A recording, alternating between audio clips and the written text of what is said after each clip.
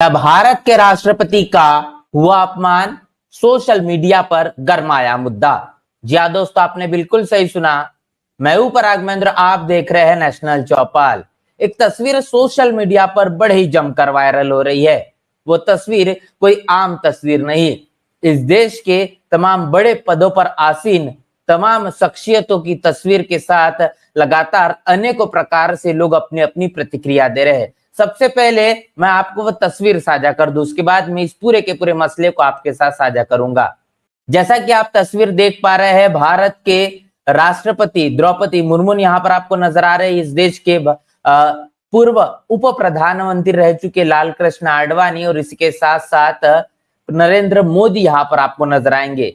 तो इन तीनों शख्सियत के तौर पर अगर आप इस तस्वीर को गौर करेंगे, जिस पर लगातार लोग प्रतिक्रिया दे रहे हैं कि लाल कृष्ण आडवाणी, इनको भारत रत्न की उपाधि से नवाजा जाना है और ऐसे में राष्ट्रपति के जरिए इस उपाधि से नवाजे जाने के लिए कहीं न कहीं द्रौपदी मुर्मू ने उनके आवास में जाकर निर्धारित किया और ये तमाम चीजें आयोजित की गई कि लाल कृष्ण आडवाणी अपने स्वास्थ्य के चलते अब वो वहां तक नहीं पहुंच पाएंगे या फिर राष्ट्रपति भवन तक नहीं पहुंच पाएंगे जहां पर उनको इस उपाधि से नवाजा जाए। लेकिन ऐसे में अब निर्धारित किया जाता है कि उनके आवास पर ही उनको ये तमाम सम्मान दिया जाएगा।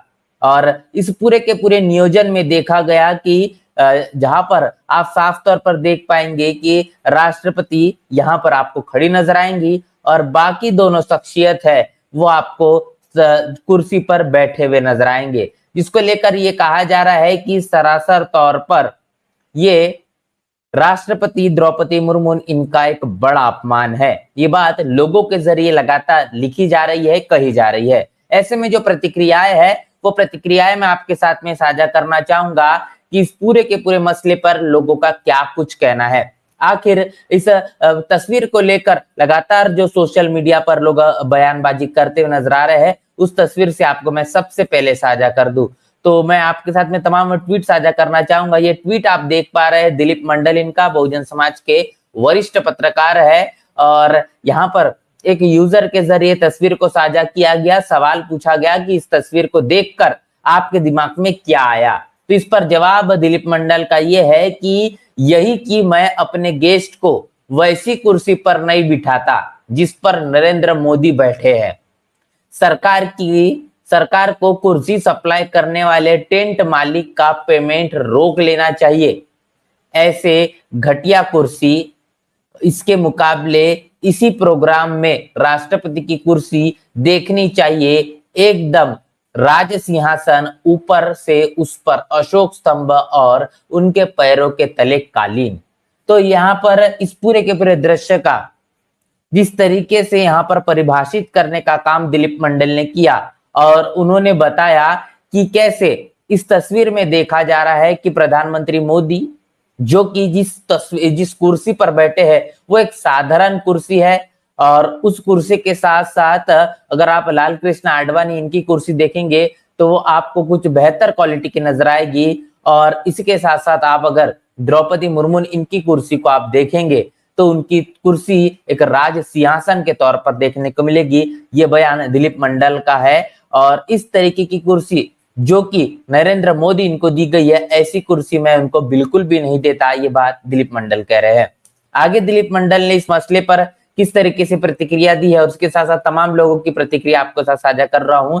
इसके बाद में पत्रकार गौरव पाल, इनके जरिए भी जो कहा गया है आप देख पाएंगे कि उन्होंने सवाल किया है, क्या एक राष्ट्रपति के लिए किसको घर जाकर भारत रत्न देना चाहिए?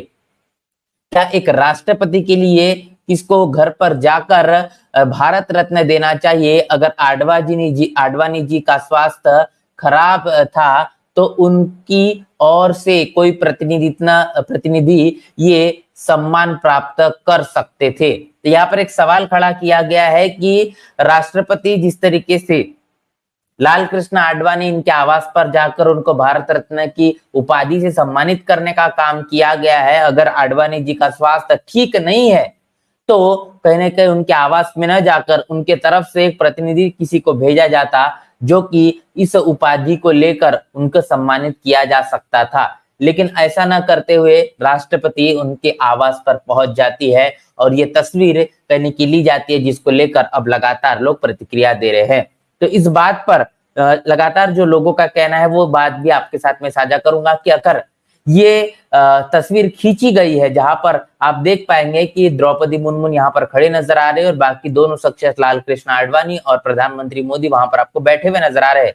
अगर ऐसा है तो हो ये सकता था, अगर आडवाणी जी का स्वास्थ्य ठीक नहीं है तो उनके आवास पर प्रधानमंत्री न जाकर आडवाणी जी का अगर कोई प्रतिनिधि है तो प्रतिनिधि को वहां पर पहुंचाया जा सकता है, जिनके हाथों इस प्रधानमंत्री पद की जो उपाधि है वो ली जा सकती थी। लेकिन ऐसा न करते हुए तस्वीर पूरी तरीके से बदल चुकी है।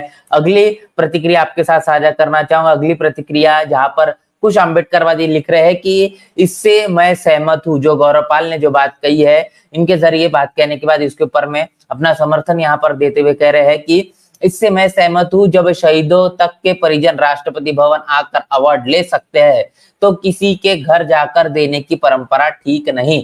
इस पर बहस होनी चाहिए, लेकिन एक एंगल की फोटो लेकर उस पर महामहिम के स्वाभिमान पर उंगली उठाना बर्दाश्त से बाहर है। तो यहाँ पर दो एक बातें निकल कर आ रही है। कहीं ना कहीं सवाल निशान खड़े किया जा रहा है द्रौपदी मुर्मू जो कि राष्ट्रपति भारत की है, इनके सम्मान पर, और दूसरी बात कही जा रही है कि कहीं ना कहीं प्रधानमंत्री मोदी को जो कुर्सी दी गई है उससे बेहतर कुर्सी उनको दी जा सकती थी।